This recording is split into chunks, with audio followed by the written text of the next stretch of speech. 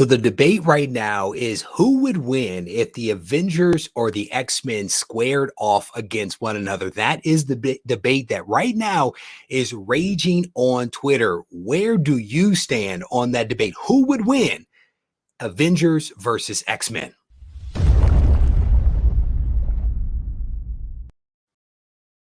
Reggie here, your friendly neighborhood bodybuilder and comic book collector, and I want to welcome you to another one of my live streams. This is Comics Today, and we are trying to do something different, which means that we are prone to making a couple of mistakes. But I want to welcome you guys to the show.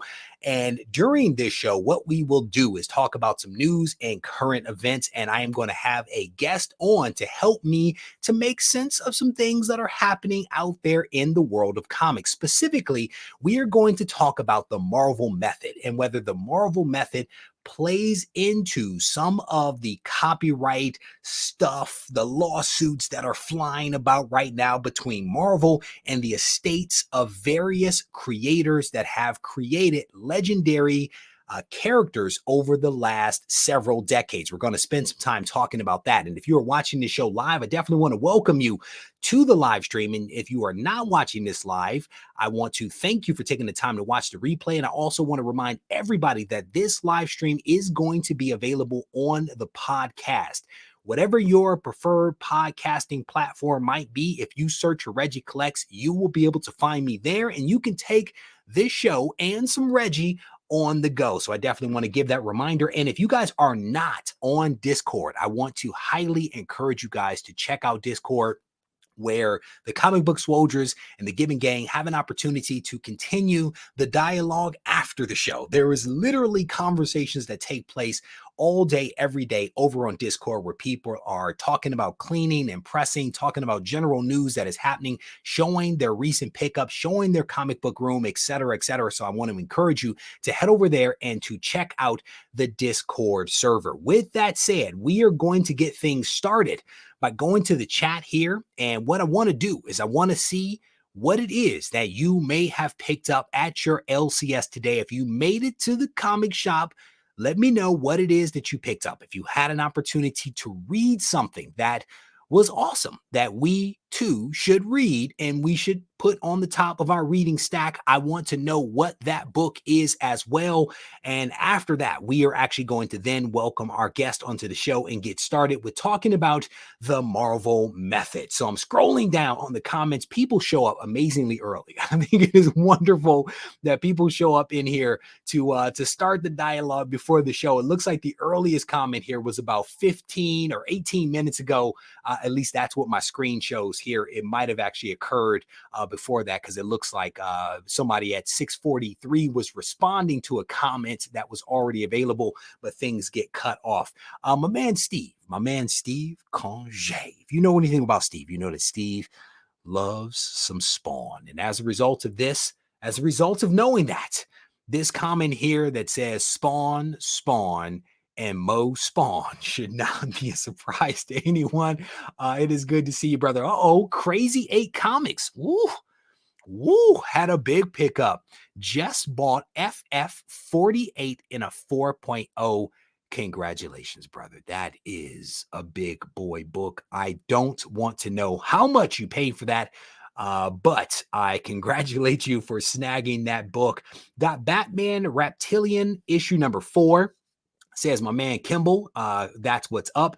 John says Inferno number 1 was fire. I am actually, I have had Inferno issue number 1 in 2 different shopping carts. 2 different shopping carts on capeandcowl.com and also on mycomicshop.com. I've been picking up various covers and depositing them into my shopping cart, and I've done it twice today and have not pulled the trigger on this book. I need to buy it because I am honestly excited to read what Jonathan Hickman has put together for the X-Men. His early work for House of X and Powers of 10 was incredible. It was incredible read. And so I have a feeling that Inferno, I think, is the culmination of a lot of that work that he set up. Will be paid off in this issue. So I want to pick it up. I need to just go ahead and close out my cart in one of those platforms. My man Mark, my Canadian brother up there, picked up Suicide Squad, King Shark, and Deathstroke Inc. and Primordial issue number 1. I have several copies of Primordial issue number 1 sitting off to the side. You guys will see which covers I picked up in an upcoming video. But I did get a chance to see both of these covers earlier today. Mark sent me a photo of the 2 covers, and I will tell you, both of them are incredible. I had not seen the King Shark until earlier today when he showed it to me, but the Deathstroke is also incredible. I had seen that one about 2 weeks ago, I want to say. Great stuff coming out from DC with regard to those covers. My man Matt over here is saying, haven't picked up anything today, but I am going tomorrow to find some spectacular Spider-Man books. I wish you luck with that, my brother. This is a technical term. Anytime you see the word ungood, it is a technical term. John says that ASM issue number 74 was ungood. I'm going to tell you, man, Nick Spencer had, in my opinion, checked out long ago. He was already collecting that check from Substack and was just phoning it in for ASM, and ASM is just awful. I'm sorry. There have been these blips of goodness, but generally speaking, it is 74 issues of just ungood all the way. And people will disagree. But I'm sticking by my guns that generally there's 74, will be 75 issues of ungood when it comes to the ASM. A man, Feed, picked up Thor 17, Wolverine 16, Miles Morales issue number 30, Inferno number 1. You can't go wrong. There's some good stuff in there. Some good stuff. Black Cat 10. Echolands, I have not heard of that before. Issue number 2, that's what's up. Good stuff. What is this? Oof.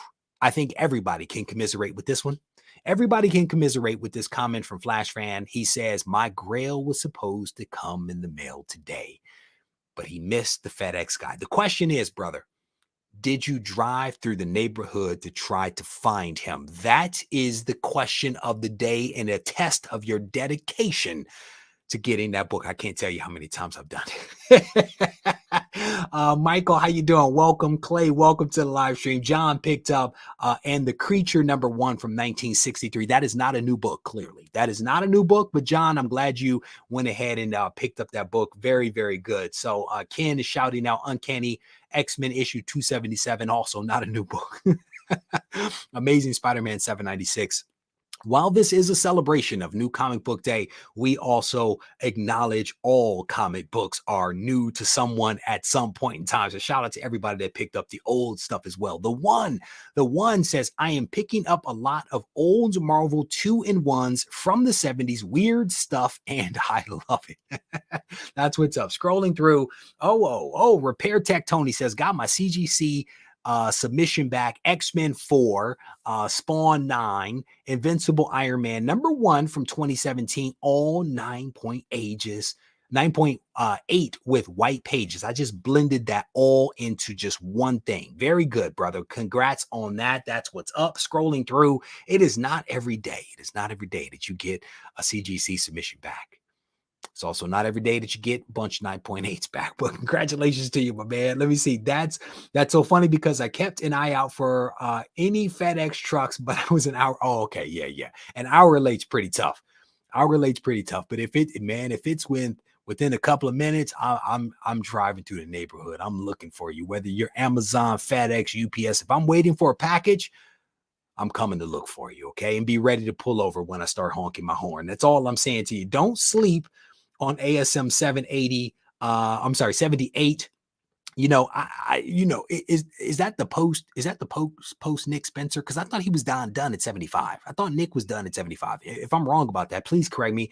But that I had that number penciled on my mental calendar as the Nick Spencer era ending, right? So if the 78, if that's still his run, let me know that. But I thought that was after. Scrolling through, Reggie, I think I sold like 2 store folios for you. I think I sold like 2 Storyfolios. Technically, they're comics to go. Storyfolio is a copyrighted item from BCW, so we don't want to infringe upon that copyright and get a letter from them. These are comics to go. But thank you, brother. He said he sold 2 of them at the LCS last week. That's what's up. I appreciate it, my man. I did receive. I actually received an order at the end of last week into the weekend. I want to say for 2 Storyfolios. It was one person, so maybe that was yours. Thank you, sir. There's no affiliate link for you, but thank you very much. I absolutely appreciate it. All right. So it ended today. There you go. Thank you. Ended today. Nick Spencer's run, says John, ended today at 75. You may have ended at 74. You may have 75 on your mind because it's legacy 875. It's possible. It's possible. I'm just glad that it's over. Let's just put it that way, people. Thank you, Nick Spencer, for putting me out of my misery. I think it was Nonstop Spider-Man, a really funny joke that was sent over to me by Pretty Fly for a Filipino guy. Nonstop Spider-Man was actually canceled unexpectedly today. And I think that creative team that was working on Nonstop Spider-Man, which has been stopped, is going to be shifting over to, I think it's like Savage Spider-Man or something like that. I didn't read the whole article that he sent over to me. I kind of scanned it. Today has been a busy day, let me tell you that. Very, very busy day. But let's go ahead and make a little transition. And we're going to bring on our next guest here. And I wanted to bring this next guest on to chat with me a little bit about the Marvel method. And I wanted to talk about the Marvel method because in the comment section on various videos that I have done recently regarding the copyright lawsuits that have been flying about between Marvel and the estates of various creators, as well as Lieber, the brother of Stan Lee, lots of different lawsuits. There have been these comments that have been left on those videos where people are basically saying, the artists don't do anything but draw the pictures. All the artists do is draw the pictures. And I wanted to talk about the Marvel method because I think that these creators, these artists in those early days did way more than just draw pretty pictures. So I wanted to invite my next guest on to spend a little time talking with me about the Marvel method. So I want to welcome my man Chuck to the show. Chuck, it is good to see you. Good to see you too. How's it going? It is going incredibly well. I have just spent the last hour or so outside moving sprinklers at my house because we had the lawn aerated. So I'm like a mixture of sweaty and wet from water all at the same time. I'm a hot mess, but thank you, brother. It's that magical time of year in North Carolina. Just wait till the leaves fall. Oh, brother, I you know what? I've had 2 moments in my life where I've said, this is how people die. Okay. One of those things was shoveling snow in Connecticut. And I'm like, this snow is heavy. This is how people die. The second was raking leaves just this last week. And my heart was racing. I was like, this is god awful. You know what I'm saying? It's not fun, you know? That's why you want the boy to grow up quickly, you see. Brother. As soon as he can hold that rake, he is going to be out there in that yard. So, Chuck, it is good to see you, my man. Thank you for agreeing to come on the show to spend some time talking with me about the Marvel method. The very first question that I have for you, Chuck, is can you give us a snapshot, if you will, as to what the Marvel method is and how it worked? Sure. Well, the Marvel method is a style of writing comics where you have much more synergy between the author, the writer, and the artist, where a lot more responsibility are put in the lap of the artist as opposed to the writer. And the reason it developed that way is because come 1962, 1963, Stan Lee was writing I think 15 or 20 books a month. And there was just no way he could match that kind of output. And so what he did was he sort of set up, conferences, and he would have meetings with the artists or give them sort of general outlines. and then he would say, basically, go for it. And then he'd get the art back and sort of write the dialogue around what was going on, or maybe change the plot some depending on what the artist did or didn't do, And so you had, again, a much more of a combination than if you think of, say, an Alan Moore, where if you look at an Alan Moore script, And, good grief. I mean, you got basically the entire story right there. Dave Gibbons is looking at it going, well, I know exactly what I'm drawing now, because Alan Moore gives you, the camera shot and the description, and here's the photo reference I want you to use. And it should be this color, and the weather should be like this, where, Stan was much more, okay, yeah, we got these aliens called the Skrulls, and they change shapes, and I think they're going to fight, and one of them might stretch, and Jack, you figure the rest of it out. Okay. You let me know what we're doing. Yep. So to your point, I think you used the statement that the artist had much more responsibility, right? Yeah. Is it safe to say that not only did they have the responsibility, they potentially had the weight of the book on them, right? Because Stan's like, hey, here's a loose idea, run with it. They literally, correct me if I'm wrong, had to tell the story in illustrations without a ton of guidance. Well, I think there was the general guidance there, but the meat and potatoes of it was up to them. And you look at something like, for instance, Ditko's Doctor Strange, for example. Mm-hmm. Marvel had put forward a sorcerer character in Amazing Adventures a year or two before that, Dr. Droom, who then later gets recycled into Dr. Druid, and we all know how well that one worked. I say there's the one Dr. Druid fan out there, but anyways, but they basically recycled not the same origin story, but essentially the same origin story. What makes it different is how Ditko drew it, the atmosphere, the psychedelicness, all of those things elevates it from just a standard magician origin story to, oh my God, this crazy trippy thing that fits with the zeitgeist of the 60s. And, all of a sudden becomes an ongoing that it becomes, must view reading. Yep.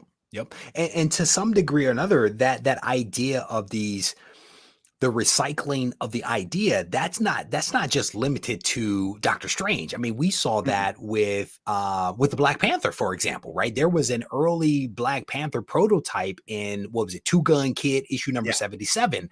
And it wasn't until Fantastic Four that we actually saw the real Black Panther that we all like resonate with. And the other one was kind of cool, but it wasn't the same Black Panther as the spin that was later put on it. Well, and it's interesting because when there was these initial debates about, who gets credit for what, when Kirby's family came back to argue about the Fantastic Four, they actually pulled out some back issues that he did from the Black Magic series from, the 1950s and everything, showing where certain camera shots and certain sequences were replicated, because again, that's the language Kirby was working with visually in the Fantastic Four book. And their argument, of course, was, well, Stan didn't pull out, an old copy of Black Magic and show Jack and say, hey, dude, draw this. Right. Instead, it was Jack pulling it out going, this is the way I want to tell a story, to communicate the mood, to get a point, to get across the dynamics which are going on between these characters. Yep. For those folks that are coming in a little late, I'm actually joined by Chuck here, and we are spending some time talking about the Marvel method. And to that point, Chuck, please correct me if I'm wrong. Was Black Magic scripted by Jack Kirby? Was he doing the scripting and the illustrations for that back in the day? I think he was, yes. Right. Yes, I think he was. And so I do believe that that's true. And somebody can fact check us on that. Yeah. But the truth of the matter is that Jack Kirby didn't start with this Marvel method when he met Stan Lee. Jack Kirby had been doing the Marvel method since I want to say like the 40s or something like that. He didn't just meet Stan and Stan was like, hey, I got this new thing called the Marvel method. I'm going to describe some stuff to you. And then you go, no, Jack Kirby was an established storyteller that plotted, scripted, illustrated his own stories before he even met Stan Lee. Am I correct in that? Would you adjust anything there? I think you're pretty correct there. And I think if we had some artists on here, right, like we had the cartoonist kayfabe guys on right now, they would tell you that takes place even if you get a more detailed script. Because I know, I've seen Neil Gaiman talk in the past about, his initial ideas about like Death for the Endless. And then he starts getting the art back and he goes, wow, I didn't think of Death this way, but I really like that interpretation. So we're going to run with that instead. Yep. And, and again, this is Neil Gaiman, who provides, fairly detailed scripts. Yep. So I think you get a lot of that. And you get to an area where it's really hard to tell where the writer begins and the artist ends. And, and then we're not even talking about like the design elements where, Right. You get a character like Spider-Man, and I love Spider-Man just as much as you. And the less said about the book that was on the rack today, the better. Dear God, that's painful. But well done, brother. I just say, go ahead with your thought though. But around the design. But with the design, there had been another insect type character with the Mighty Crusaders, the Fly, that had been out there for years. Yep. And, I've read a back issue or two of the Fly, and I think you sent me one of them actually in one of those gift boxes. Yep. And it's not that great. So what is it that makes Spider-Man? It's ungood, brother. Call it what it is. It's ungood. I didn't say it was bad. I just said it wasn't great. Now let's,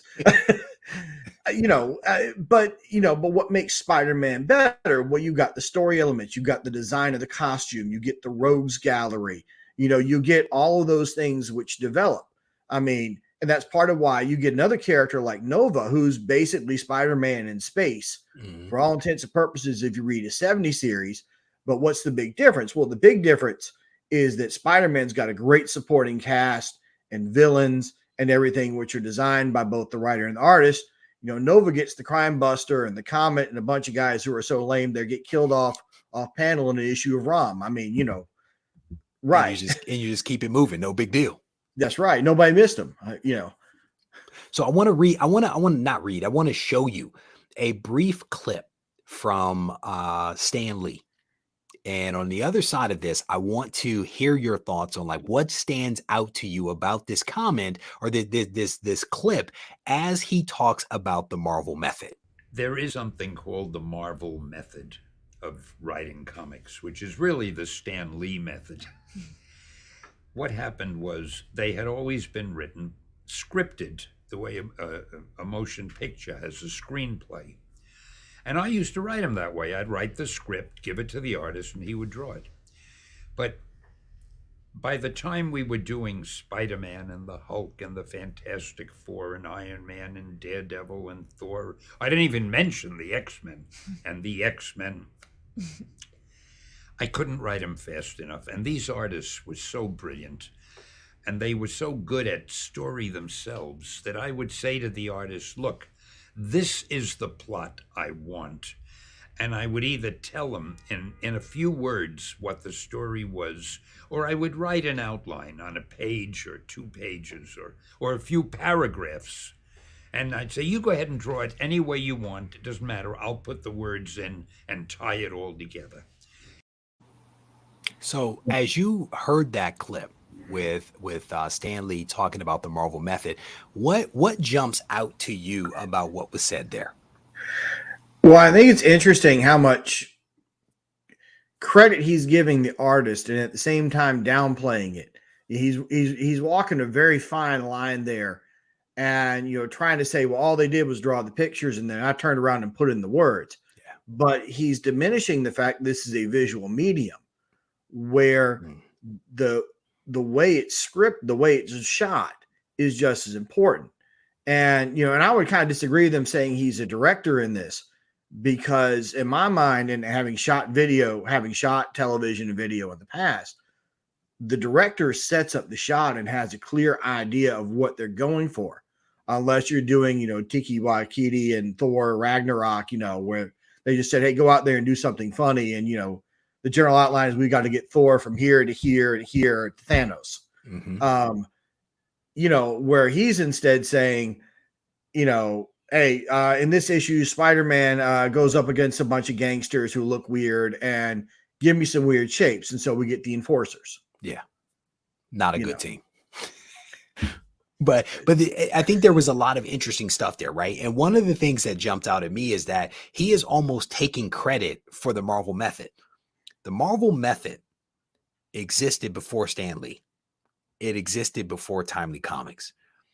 The fact that he starts out with basically I invented this Marvel method. It's like, bro, come on. Like Jack Kirby was doing this before you, so you can't necessarily take credit for it. But okay, all right, take credit for it. But I think you're right in that he is downplaying. He is saying, hey, they're super talented.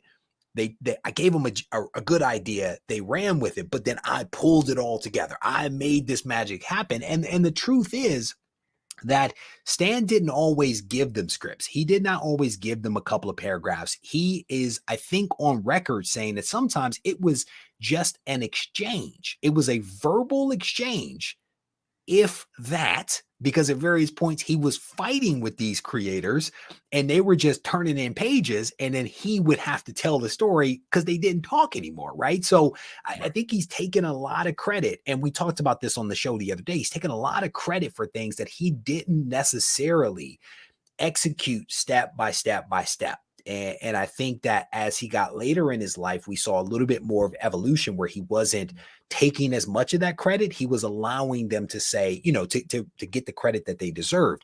But it's an interesting clip when you listen to him with his own words kind of speak to that stuff. Thoughts there? Yeah, I think Stan's a real interesting contradiction of stuff. I like Mr. Miracle books, and so the Funky Flashman, which is the Stan Lee parody in Mr. Miracle, really kind of stands out. I think Stan at one level knew or understood how much he had to do and didn't have to do, and how much he was responsible for. But he was also a showman, and he was the face of Marvel Comics. And in the 70s, he is the brand as much as anything else. So when you start talking about the idea of the brand of Marvel, it is Stan, and that's part of the legend. And Pretty Fly comments here, that the official writer is the guy who does wind up getting the credit, because that's kind of how we think of these things when we think of literature. And we think of it in book publishing, where this is comics publishing, and it's a different machine there. It's a very different thing. So, but let's talk about that. I want to show you a screen here and get your impression of this. And again, you've not seen any of this stuff. We haven't even talked about this stuff, so bear with me as I share some of this. But what we are looking at on screen here now is actually a page from. I don't even, you know what? It might be FF. I think this is FF, might be FF 58 or something like that. But what you see down there in the bottom, if you can see that, it actually says a Stan Lee, Jack Kirby powerhouse production. It does not say writer, artist, plot, script. It shows them jointly, and then it separates out the inker and the letterer. In my mind, when I see this, and you don't see it all the time, but when I see this, to me, this sends a signal that there was a tremendous amount of collaboration between these two creators, and more than likely, Jack was crossing over and plotting and maybe doing a little scripting and storytelling, and then Stan was filling in the bubbles. And in that quote that I showed you, he goes on to talk about how he's fills in the bubbles and adds the dialogue. This, to me, is where that merger of the artist and writer starts to get a little blurred. Would you agree with that, or would you modify that in any way? Yeah, I agree with you a great deal on that. And that seems like a very bold statement by Marvel, acknowledging this relationship. And I think a lot of that had to do with the incredible success that was Fantastic Four, that we forget about today, where Fantastic Four is kind of an afterthought in Marvel, where Fantastic Four, and then to a lesser extent, Spider-Man, were the leading light, were the big books leading the Marvel revolution. And I think that is Stan saying, hey, we're here because Jack is working with me. And it's later when you start talking about credits, and I think when you start talking to, they start discussing other ideas about rights ownership and things like that, that it starts getting, they start really pushing out the separation. Where, with the image you got right there, clearly he doesn't feel that same love with Steve Ditko. Yeah, Uh, because I mean, but even here, you do see that it is plotted by Steve mhm. Ditko, which also gives him a little bit of credit beyond just being an illustrator. But he's not sharing a box. He's not sharing a Yeah, box with him. And I think that, to your point, that actually might speaks to the fact that Jack and Stan had maybe a better relationship than Stan and Ditko, because they had issues and they actually stopped working together over ASM because they had disagreements in how the story should be told. exactly. And of course, to say that someone had issues with Ditko is kind of like saying, the leaves are going to fall in North Carolina in the fall. So, um, but you're very right there. And I think that the conflict, the well documented conflict between Lee and Ditko on their ideas of Spider-Man were much bigger, where I think Lee and Kirby were much more on the same page for a longer time Yep. as to what they were looking for with Fantastic Four. And, it's amazing to see the difference. If you go back and look at the Hanna-Barbera cartoons that were done in the 60s, where they tried to recreate the first 50, 60 issues of Fantastic Four in cartoon form. And, some of them are just lousy. I mean, and not because it was Hanna-Barbera animation in the 60s, but it didn't have that same writing and that same zest and the same camera angles and all the other things that were brought to the table by Kirby and Lee. So And you can definitely see, you made this point earlier, that Kirby was very good at borrowing from himself. And if you look at his work, you can see similar camera angles, similar posing from title to title to title, whether you're talking about Marvel or DC or honestly Pacific Comics. When mhm. you see his work, he was not shy about borrowing from himself. And so again, to that point, you can't say that everything that he created at Marvel was original and unique to Marvel, because he had done some of that stuff before he actually came to Marvel. But thoughts on that? I see you nodding your head, so I want to acknowledge that. Yeah, you're very much right on that. And and especially when you get a veteran artist like Kirby, he knows what works. Yeah. Yeah, he knows, especially someone as talented as him, knows what works, understands how to best communicate the story, and understands communication of the characters enough that he can put them in the right positions.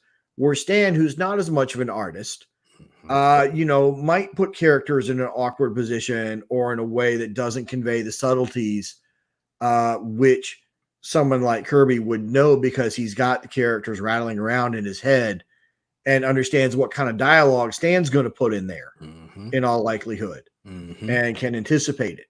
So one of the things that you mentioned early on in this conversation was Neil Gaiman, and I think you mentioned maybe Alan Moore as well. And Mhm. I think with both of those individuals, to try to draw a little bit of comparison between the Marvel method and what might get done more universally in comics, is that the Marvel method is a potentially a conversation, a few paragraphs, an outline, a conversation that happens regarding a comic, versus what you might get from like a Neil Gaiman or an Alan Moore, which might be like a full script. Here is what I want this book to say on this page, and possibly even from panel to panel to panel. That is generally how I think a lot of comics are created, where it is very, very detailed and there is nice separation, if you will, between church and state, writer and artist. Whereas with the Marvel method, specifically with Ditko and Kirby, there was more of this: here's a general idea. Go make some magic happen, bring it back to me, and we'll roll with it. Again, with this comparison of the full script method versus the Marvel method, would you make any additions or modifications to that? Yeah, I think especially when Kirby and Stan and them were doing that, comics I think were thought of much more as disposable entertainment. Mm, One and done, goes in your back pocket, you hop on the bike, off you go. By the time you get to, the 80s with Moore and Gaiman and some of these other writers, and I know they were doing full scripts over at DC, but it's much less the idea of this being disposable entertainment than, okay, we're looking to create an art piece of art here, mm, and we're doing a full-blown story. And you get the writers who are coming in with that panoramic vision as though they are the camera director. coming in and saying, this is what we want to do. This is what we want to do. James Gunn talks about the fact that he storyboards like almost every shot of his movie so that he's got that to show to people beforehand when they start planning for their makeup and the lighting and the background, all that other stuff, so that they're all on the same page. Right. And he's not having to try to communicate the vision on the fly there and say, well, now if you could just see it in my head, we're going to have Starhawk stand over here, and we're going to have this guy stand over here, and this guy in the funky suit with all tennis balls on him, he's a talking raccoon, but don't worry about that right now. Instead, he's got the storyboard to go, okay, here's where everyone's going to be. So I need a 2-shot from up top, so we get the reaction from Sly Stallone to Rocket Raccoon. Yep. In your mind, does the loose nature, if you will, of the Marvel method, the inability to separate writer from artist, does that in your mind at all play into some of the copyright issues that we are seeing right now between Marvel suing creators' estates and creators' estates suing Marvel for the rights to these characters? In your mind, do these two things play into one another? Because the argument that gets made is that this is work for hire. Somebody was given an assignment, they executed that assignment, but were they truly executing an assignment when they're making up most of it? So let me pause to hear your thoughts on that. Well, I think you've got two things going on here. One, the contract, says it's work for hire, so it's work for hire. I mean, that's my impression. That's assuming, because I don't know. I haven't seen the contract. So I haven't. Okay. Excuse me. Assuming that it's the standard, contract that most comics creators got back then, it's work for hire. I mean, William Molston being the exception with Wonder Woman, But I think, to your point, it brings in a lot more people when you start discussing all the other contributions that took place, and the fact that I think the general community is much more aware of the contributions and how much they are intertwined with each other. And so when we go to the movie, we want to make sure that everyone's getting credit. Yeah. Those of us who it is a concern that the creators get recompensated for the characters they made, and get compensation because the character is now worth a $100 million movie, that you can shave a couple zeros off there on the end and give them a small little kickback. I mean, even if it's just a few zeros off. A few zeros, yeah. Yeah, that's right. Just a couple zeros. That's what you got a few to spare. What I'm hearing you not say is that the Marvel method undermines the argument that this is work for hire. I'm not hearing you say that, right? And again, I'm not a lawyer, neither are you, so we're just playing at this, but I'm not hearing you say that because somebody was given a loose plot and they went and made up this wonderful story, made this wonderful creator, that does not mean that they didn't do work for hire. Fair? Yeah, I think that's fair, because the work for hire is you are hired to write the Fantastic Four comic or create the Fantastic Four comic book. Yep. We didn't ask, was your job to create new characters? Was it to recycle old? Was it to come up with a new costume design for the Invisible Woman? Your job was to produce a Fantastic Four comic book that hit the stands on X date. There you go. And if that's work for hire, and there's stipulation in the contract that says all creations, become property of Marvel Comics until at such time where they're not, then that's what you signed. I mean, and that's what you signed. At least that's what Disney and Marvel's lawyers are going to argue. Yeah, at least. Yeah. And I think the families and the estates may argue something different. You know what I'm saying? And I don't know how strong that argument will be. I don't know if they're going to win out in court. But at the same time, again, to your point, give them a zero. Give them a 0 or 2 and make it all go away, and make sure that the movies and the comics continue to flow. So for those folks that are coming in a little late, we are spending some time, Chuck and I, having a conversation about the Marvel method. And I wanted to have Chuck on because I saw a lot of comments on various videos that came out that essentially made the assumption and made statements that Stan Lee and other writers of his time were basically giving the artists these well drafted scripts that basically gave them everything that they needed to know, down to the color palette of the character. And that's not necessarily accurate. I mean, we have everything from brief conversations to no conversations, all the way up to a few paragraphs and an outline of a story. But at the end of the day, the Marvel method put a lot of responsibility, using Chuck's words, on the artist to tell a story. And there was a meshing of creativity between the writer and the artist. And it's a little difficult sometimes to separate those two, because it was a little bit of give and take, as most, I think, creative endeavors are. I work with a lot of creative people, and I can tell you for a fact, I give you loose ideas, and I give you loose ideas. Why? Because I do not want to curtail your creativity, because what the artist or graphic person may come up with is way better than anything that I could imagine, because I'm not a creative person, but I try to give guardrails to say, here's what I'm thinking, go do, so I like the Marvel method, is my point. Well, I think it's produced some great work, and it gives the artist that freedom to really go wild and create things. And, look, I mean, Nick Fury, Agents of S.H.I.E.L.D., is a nice enough book in the 60s. Why does anybody care about Duke? Because you got that Sternyenko art, the design that just reaches out and grabs you. Yeah. And otherwise, it's a generic spy book, war book, which, you could put with the other pile of Sergeant Rocks and everything else over there. Well, so, that ability to create is really, really important. And, the story can be the best thing in the world, but if you can't convince me to pick it up off the rack, it can be the best story in the world, and I'm not going to read it. There you go. On that note, Chuck, I want to thank you again, brother, for coming on to chat with me a little bit about the Marvel method. Before I let you go, where can people actually get a hold of you on the internet, should they want to reach out and talk to Chuck? You can find me on Instagram at Chuck Hensey, and I'm there. I'm posting more, so I'm working on it. Chuck, I appreciate you, brother. Thank you for coming on. I enjoyed the conversation, and thank you for coming prepared to educate us all on the Marvel method. Good to be here. Thank you.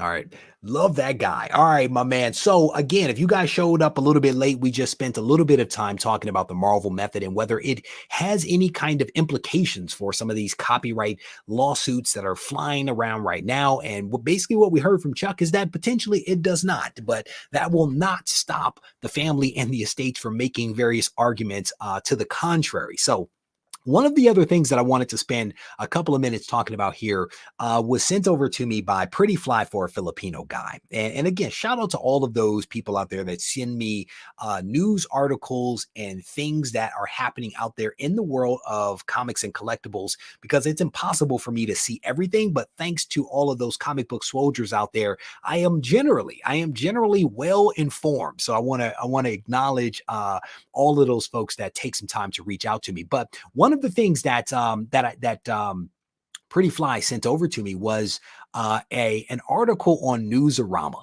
and it was an article in which the writer spent some time talking to Todd McFarlane.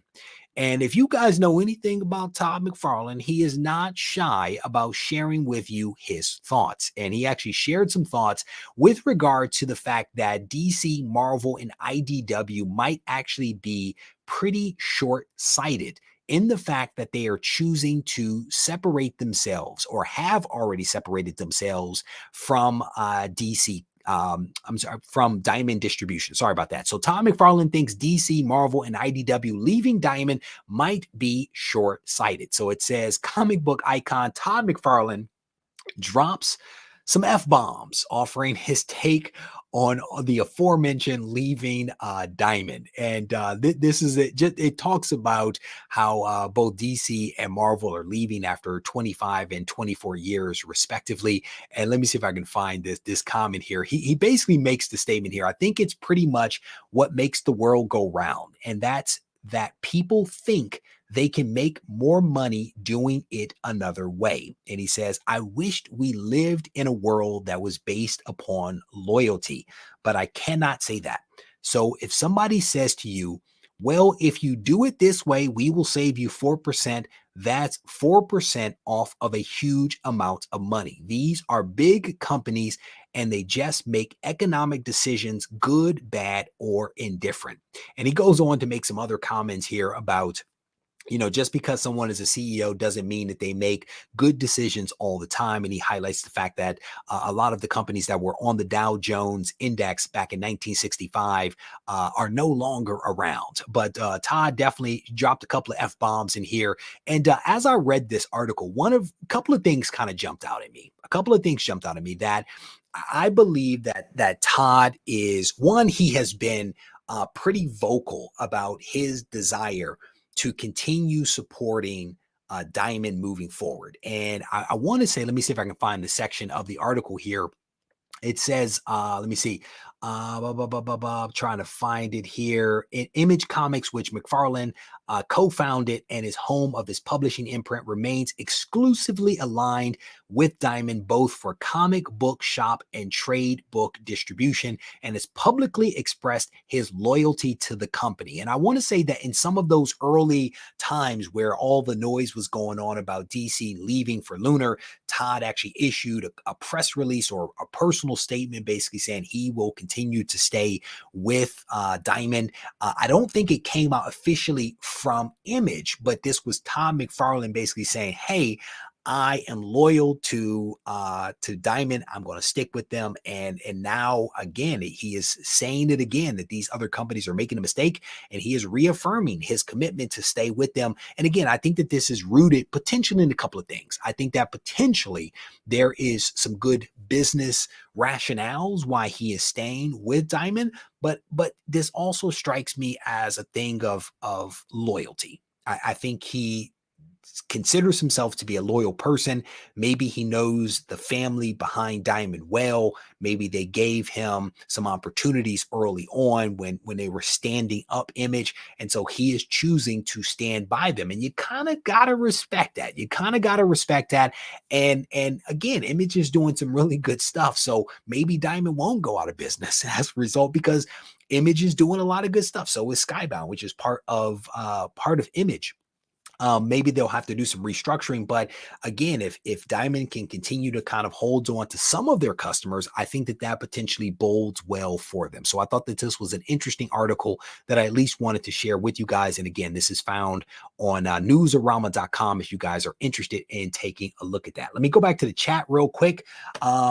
Tina is asking the question about how Diamond is doing with distribution. So far, so good. I have not honestly heard any complaints from people about Penguin. I think people, the LCSs that I've spoken with, have been pretty pleased with the level of service that they've been receiving from them.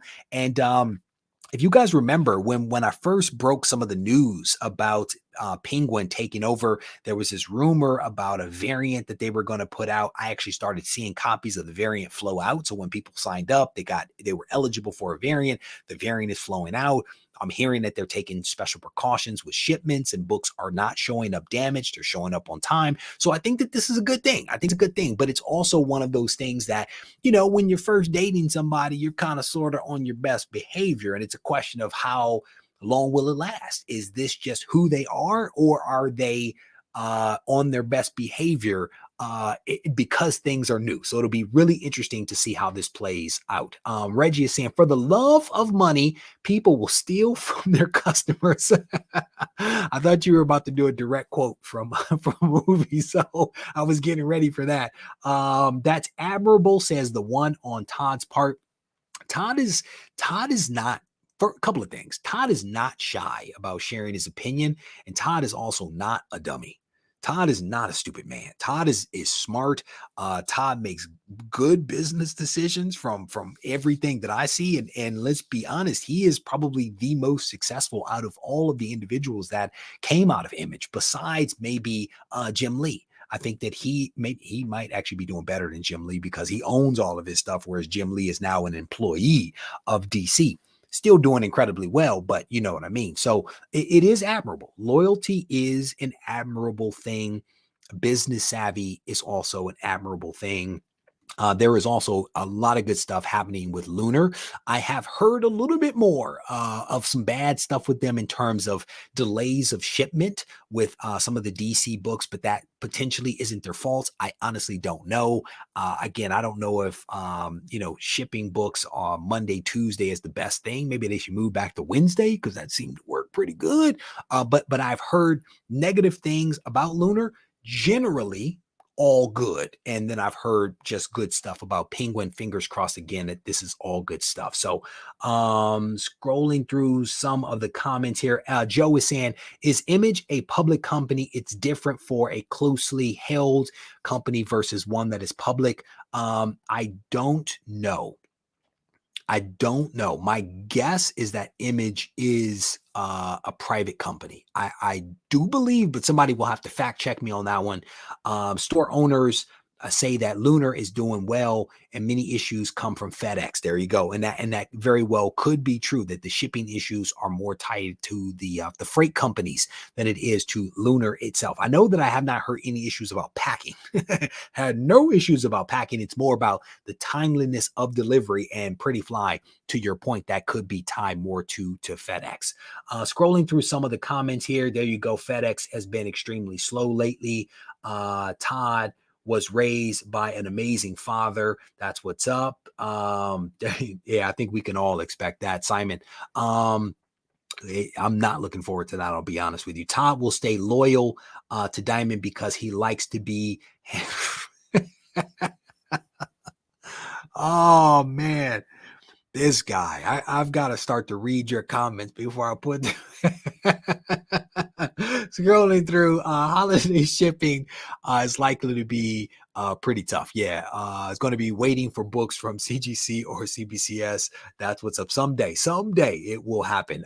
Yeah, I think a lot of people are raising their rates as well around the holidays. I think the post office does that as well. You know, people have to get that money. What's crazy, and I thought about this recently because people were upset about some companies raising their rates recently, or not recently, but in the recent history, right? And we actually just sold a pool. We bought this 15 by 15 pool for our kids, right? And this pool cost a crazy amount of money for a above ground pool, but we bought it because the kids needed it. My wife went and looked at the prices. The prices were double. We paid double what the price for that pool is right now. And so it's just one of those examples of someone that takes advantage, if you will, of a situation to make extra money because they can. And it wasn't because of short supply, because they had plenty of supply. They took advantage of the situation and charged us double for it, but we had to pay for it, right? And now it's like half the price, less than half the price. And we ended up giving it away for just a couple of bucks. It was more because of the hassle of taking this pool down. It was a hot mess. Scrolling through some of the comments again, it's a money thing. That's what's up. All right. I really wish Newsstand would come back, either that or an LCS in my town. Brother, I don't think we're ever going to see Newsstand again. And you know, as soon as I say that, we'll probably have Newsstand next week, because I spoke about Westerns recently, and then all of a sudden all these Western things started to come my way. I don't understand it. So Newsstand's not going to happen, which means next week we're going to get some Newsstand comics. Always about the money. All right. The kids, what did I say? The kids needed a pool. Now that's a new one to justify floating your own pool with a bear. Hey, brother, we're about to dig one in the ground at some point, man. We have to rally the troops past the hat to make that magic happen. So one of the last things that I wanted to do here was I wanted to show this brief trailer. And we'll talk about it on the other side. I don't even know if you guys are going to be able to hear this. Tonight, we will achieve what no one has even attempted. We will summon and imprison death. Here it comes. I give you a coin made from a stone. Here it comes. And I give you a feather pulled from an angel's wing. So I'm going to pause it there for a hot second. I'm going to pause it so as to potentially avoid any kind of copyright issues from Netflix with them putting a pause on my video. But I wanted to show this because this Sandman trailer dropped just a couple of days ago. And a lot of people message me about this. The Sandman trailer looks dope. It looks dope. But I'm going to be honest with you. I don't know a whole lot about Sandman. I really don't. But thankfully, my buddy Doug sent me a couple of notes about some issues that potentially will go up in value, potentially as a result of this trailer and ultimately this series coming out and being successful. So let's play this, and then we're going to talk about the books here in a hot second. I give you the blood from my veins. We summon you together! Death has family, desire, destiny, despair. Which one have I got? Dream. You're gonna need all the help you can get. So again, we're getting our look at Neil Gaiman's Sandman here. This is a really dope trailer that dropped 4 days ago. Our first look at this thing. And I can tell you for a fact that Doug is hot and heavy. He is hot and heavy about Sandman, but could not join because he had a work commitment. So he could not join to actually be here, but he did send some notes. And we're going to talk about that in a hot second.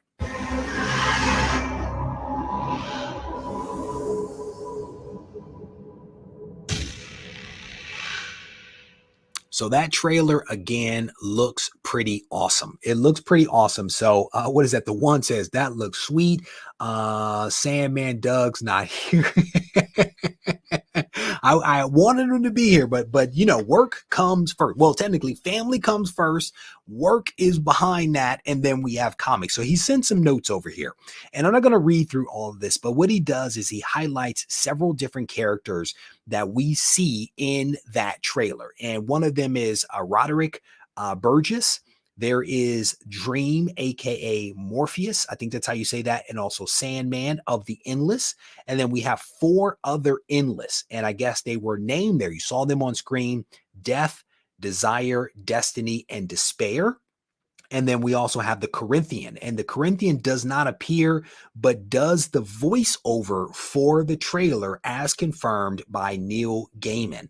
So of those characters that I just mentioned to you there a hot second ago, that has an impact on the following comics, or potentially has the impact on the following comics: Sandman issue number 1, Sandman issue number 8, and number 10, and also Weird Mystery Tales number 1. And I'm trying to find here where he mentions Weird Tales. He says here that Destiny, one of the Endless, first appeared in Weird Mystery Tales number 1. Neil Gaiman used the pre-existing DC version of Destiny and several other horror comic characters for his Sandman series. So that's why we don't see Destiny first appear in a Sandman comic, because the character was existing before Sandman actually dropped. So Sandman 1, 8, 10, and also Weird Mystery Tales number 1. So again, shout out to Doug, who could not be here, but did pass on some wonderful notes. I wanted to make sure that I shared some of that stuff with you guys. All right, so I'm going back to the chat here. What is that? I need my brother's collection of Sandman now, says Steve. Not sure that anyone remembers the Twilight Zone. They had a death up in a tree and he couldn't get down. I love some Twilight Zone. Man, from back in the day, I loved some Twilight Zone like nobody's business. I do not remember that. Ooh, and the Outer Limits, yes, please. Talk about some good horror stuff and some weird sci-fi stuff. Bring those 2 shows back, and I am in there. I am in there. Will not miss an issue of some of that stuff. So again, if you guys are coming in late, we spent a little bit of time over the course of this show talking about the Marvel method and whether it has any ramifications for these various copyright lawsuits that are flying around with Marvel and the estates of these different creators. We talked a little bit about Sandman, and we also heard from Todd McFarlane, who dropped some F-bombs as he basically said DC, Marvel, and IDW were being short-sighted in losing or leaving Diamond as a distributor. He also reconfirmed his commitment to remain exclusive to Diamond, which potentially will allow them to actually stay in business. Fingers crossed. I don't ever want to see any company related to comics go out of business. because it's just not good. It's not good, and it's certainly not good for the families of the people that are working for these companies. So fingers crossed that Diamond is able to reform itself, regroup, rally the troops, and maybe continue to distribute comics where they need to go. So scrolling through some of the oh, is it? Don't tell me that. Twilight Zone was good, says the one. Are they on Hulu and Amazon? Please tell me that, because if they are, we are going to wrap this show up so I can go watch some of that stuff. All right, so we are indeed going to wrap this stuff up. I definitely want to encourage you guys to stay tuned for a couple of things. One, this show that you just watched here, if you're watching it live or you're skipping around watching it on replay, will be available on your favorite podcasting platform, so you can actually take some Regie on the go should you choose to listen to Chuck's wise words a little bit later. We're also going to be releasing one more video tomorrow. It is a CGC unboxing. That video will be dropping at 3:30 p.m. Eastern Standard Time. An announcement: we are going to be doing Garage Con. I want to continue making mention of this stuff so that no one feels that they miss it. Garage Con is going to be going down November 20th here at my house in North Carolina in the Charlotte area. So stay tuned for some videos with some additional details. I'll be doing some posts in various places. And Patreon members in the upper tier, we are probably going to do something very cool and very special for you guys. So stay tuned for that. I'm still thinking my way through it just a little bit, but the upper tiers, if you happen to come to Garage Con, I will try to do something a little special for you guys. What is that? Going to be in North Carolina a day late, Richard. I don't know what to tell you, brother. We cannot move Garage Con for you. I really wish you could make it, but we cannot do that. We cannot do that. The die has been cast and it is going down. Again, I want to thank you guys for hanging out with me just a little bit. Fingers crossed that you enjoyed this show. And if you did, I definitely want to encourage you to hit the thumbs up button. And if you're watching it on replay, go ahead and leave a comment behind so we can mix it up in the comment section. And as always, if you guys need to reach out to me, feel free to do so on Instagram at Regie Collects. Take care.